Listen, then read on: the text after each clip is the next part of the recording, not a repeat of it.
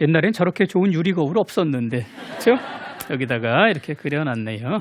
자, 오디세우스는 그 약탄 음식을 먹고도 변하지 않고 키르케가 그러자 지팡이로 건드리면서 너도 빨리 돼지우리로 가라 그래요. 근데 많은 학자들이 이게 주문을 외놓은 걸로, 우리 해리포터 같은 데 주문 외는 거 많이 나오잖아요. 근데 오디세우스가 변하지 않고 오히려 헤르메스에게 배운 대로 칼을 뽑아들고 위협합니다.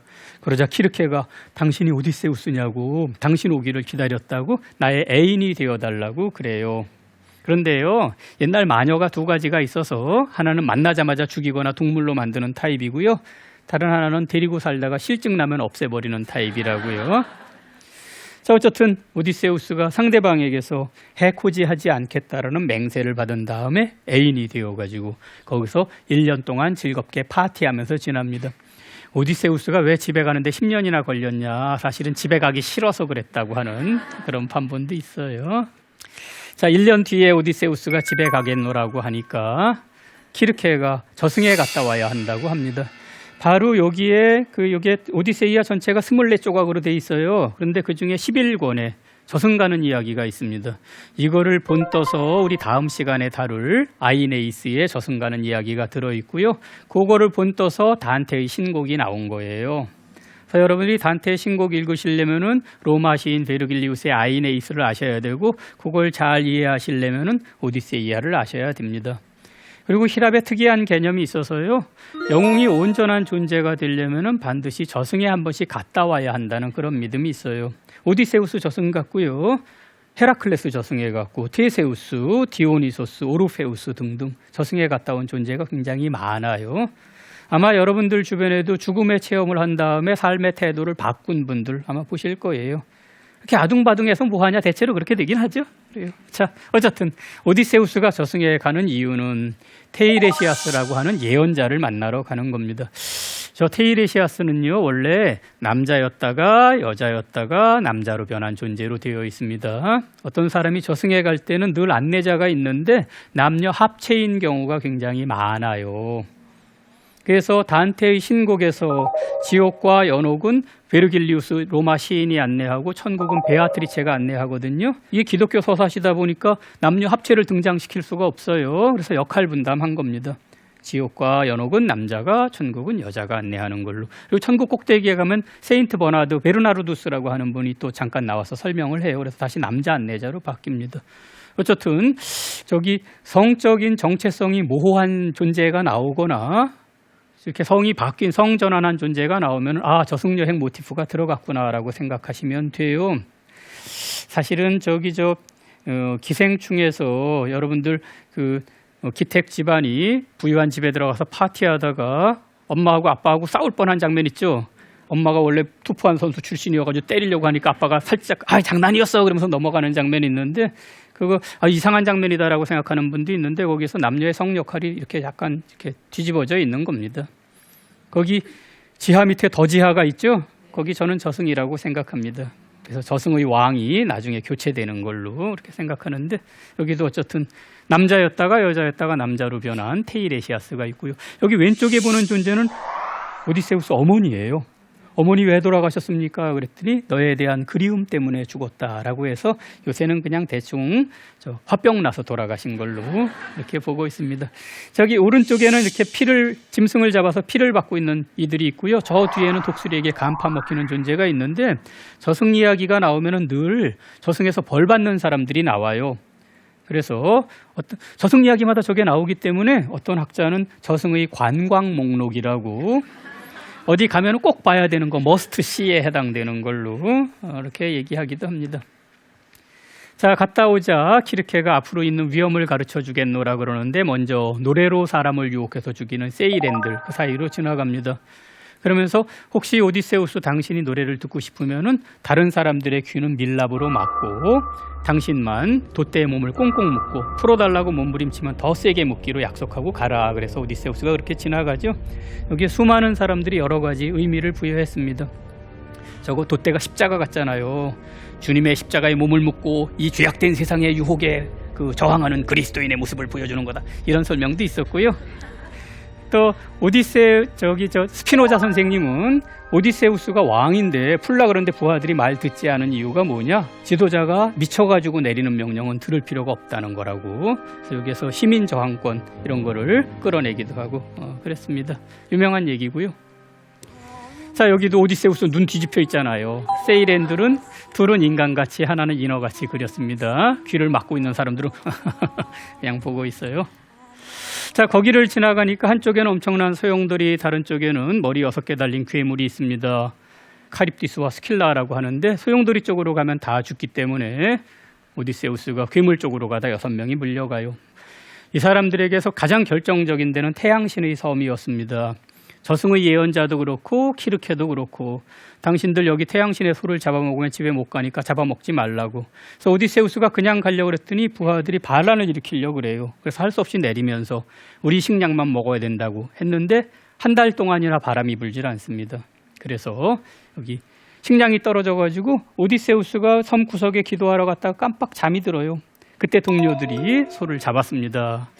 그래서 이 사람들 막 눈이 뒤집혀 있잖아요. 그러자 태양신이 저놈들 벌 주지 않으면 나 일 안 하겠다고 그래요. 그래서 제우스가 짐짓 좋은 바람을 보내서 이 사람들이 밖으로 나가자 풍랑이 닥치고 벼락이 떨어져서 딴 사람 다 죽고 오디세우스 혼자 작은 뗏목을 만들고서 소용돌이 옆으로 지나가가지고 18일 동안이나 여행한 끝에 드디어 칼립소라고 하는 여신이 살고 있는데 도착합니다. 칼립소는요, 숨긴다는 뜻이에요.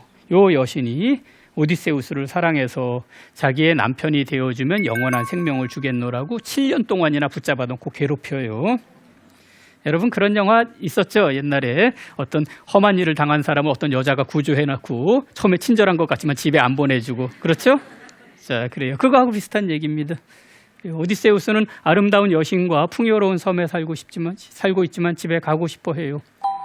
자, 그런데 드디어 신들이 결의해서 헤르메스를 보냈어요. 그래서 오디세우스가 집에 가게 됩니다. 여기 칼립소가 몇 가지 도구를 주니까 배를 짜서 그걸 타고서 드디어 인간들이 사는 땅 가까이까지 왔는데 포세이돈이 뗏목을 파손시켜요. 내 아들 눈멀게 한 놈. 그래서 그 섬에 간신히 도착해가지고 헤엄쳐서 그 섬에 살고 있는 나우시카라고 하는 공주의 도움을 받는데요. 여기에 사실은 개구리 왕자님 모티프가 들어있어요. 나우시카가 빨래하러 갔다가 빨래 다 해놓고 공놀이 하다가 공이 소용돌이에 빠지는데 그 비명 소리를 하녀들이 비명을 질러요. 그걸 듣고 오디세우스가 깨어납니다. 그래서 나중에 둘 사이에 결혼 얘기가 오가요. 여러분 개구리 왕자님도 아름다운 공주님이 금공을 높이 던지면서 놀았습니다. 금공이 깊은 소용돌이에 빠졌습니다. 공주님이 울고 있는데 뒤에서 목소리가 들려요. 공 찾아주면 나 결혼해 줄 건가요? 이렇게 되죠. 그래서 여기 공도 나오고 소용돌이도 나오고 물에서 나온 초라한 남자도 나오고 결혼 이야기도 있고 그렇습니다. 늘 나오는 거예요. 자, 그래서 나우시카네 집에 가서 이 집에서 접대하느라고 시인을 불러가지고 노래를 시키는데 트로이아 전쟁 이야기를 이렇게 들려주는 걸 듣다가 눈물을 흘려요. 그러자 나우시카네 아버지가 노래를 그치게 하고 당신 누구냐고 물어봅니다. 옛날에는 오자마자 누구냐고 물어보면 안 돼요. 밥 먼저 줘야 됩니다. 그런 다음에 물어보고 나서 혹시 그 원수로 밝혀지더라도 해코지하면 안 돼요. 어쨌든 오디세우스가 자기가 저 노래 속에 나오는 오디세우스라고 그러면서 그동안 있었던 이야기를 들려주는데 그게 여러분이 들으신 이야기예요. 한편 그래서 여기 나우시카네 섬 사람들이 배에 태워져서 오디세우스가 집에 도착하는데요. 그의 집에서는 아내가 돌아오지 않는 남편을 기다리고 있습니다. 구혼자들이 잔뜩 모여서 구혼하자고 막 결혼하자고 그래요. 당신 남편 죽은 게 틀림없다고. 굉장히 젊은 사람들도 모여서 그러는 걸로 봐서 아마 재산과 왕 자리를 노리는 것 같아요. 제가 이거 강의하고 나면은 저 페넬로페는 몇 살쯤 됐을까 이런 질문이 많이 나와요. 아마 18쯤에 결혼해서 애 하나 낳았는데 남편이 집 떠나서 20년 있다가 왔다. 그러면 한 38, 9세, 40세 가까이 됐을 텐데 젊은 사람까지 결혼하자는 거 보면은 딴 꿍꿍이가 있는 것 같아요. 자, 페넬로페는 남편 시아버지의 수의를 짜드려야 된다고 하면서 버티고 있습니다. 그런데 낮에는 짜고 밤에는 풀다가 그걸로 3년이나 버텼는데 좀 심하죠? 어떻게 3년 그렇게 버틸 수 있나? 들통이 났어요. 그래서 여기 지금 구혼자들이 삿대질을 하면서 따지고 있잖아요. 근데 저 뒤에 오디세우스가 들어오고 있죠? 그래요. 한편 그의 아들은 아테네 여신의 안내를 받아서 아버지 행방을 찾으러 갔는데 요거는 저 스파르타에 가서 메넬라우스 집에 가서 헬레네 만나는 장면입니다. 지난번에 말씀드린 것처럼 헬레네는 수많은 사람 죽게 하고 집에 와서 행복하게 잘 살고 있어요. 자, 거기서 돌아온 아들이 그 오디세우스가 늙은 거지의 모습으로 돼지치기의 오두막에 있는데 거기 와서 마주쳐요. 그래갖고 그 돼지치기가 잠깐 자리를 비운 사이에 아테네 여신이 오디세우스를 그 멋진 중년 신사로 만들어줘서 알아보고 입 맞추는 장면입니다. 한편 아들은 먼저 집에 가고 오디세우스가 다시 거지 모습으로 집에 가는데 여기 그 아무도 알아보지 못하는 주인을 늙은 개가 알아보고 꼬리치다가 죽어요. 그래요. 자, 오디세우스는 이 집 주인의 행방을 안다 그래서 이 집에서 고맙다고 늙은 하녀를 시켜가지고 발을 씻기는데 무릎에 있는 흉터가 발견됩니다. 그 순간에 오디세우스가 얼른 입을 막아요. 한편 그의 아내 페넬로페는 남편이 두고 간 활을 가지고서 이 활에다가 줄을 걸어서 관역을 꿰뚫는 사람과 결혼하겠노라고 선언합니다. 모든 사람이 실패하는데 오디세우스가 기회를 얻어서 관역을 꿰뚫고요. 이어서 구혼자들을 다 쏘아 죽여요. 그리고 아들과 충직한 소치기 돼지치기의 도움을 받아서 나머지 다 쓸어버리고 불충한 하녀들도 다 처단합니다. 자, 모든 일이 끝난 다음에 둘이 서로 얼굴을 알아보는 장면인데 이게 신성한 결혼식 비슷하게 돼 있어요. 다음 날 교회에 나가서 늙으신 아버지가 운영하고 있는 과수원에 가서 아버지와 서로 알아보고 과수원이 아름답게 꽃피는 걸 보여주고 잠깐 전투가 벌어지지만 아테네 여신이 나타나서 오디세우스를 모시고 싸움을 말리고서요. 오디세우스 모시고 잘 살아라. 그래갖고 그냥 끝나요. 그래서 이건 뭐야? 너무 심심하잖아 싶으신데 그럴 수도 있는데 옛날에 한쪽이 죽으면 이쪽이 죽이고 계속 죽여가지고 영원히 피의 악순환이 있었는데 여기서 이렇게 화해로 한 단계, 화해로 끝나는 것이 인간의 정신이 한 단계 올라서는 걸 보여준다라고 그렇게 평가하는 학자들도 있습니다. 어쨌든 오디세이아에 그 여러 민담에 나오는 요소들이 많이 있어서 다른 이야기들을 분석하는 데 도움이 되고요. 그 오디세우스는 그 이후에도 내륙으로 여행하고 돌아와서 뭐 행복하게 살다가 죽었다는 판본도 있고 또 마지막에 다른 어떤 사건 때문에 세상을 떠났다는 판본도 있는데 그냥 그 뒷 이야기보다는 앞에 모험에 중점을 둬서 기억하시면 되겠습니다. 못다한 이야기는 다음번에 하기로 하고 이번 시간 강의는 이것으로 마치겠습니다. 감사합니다.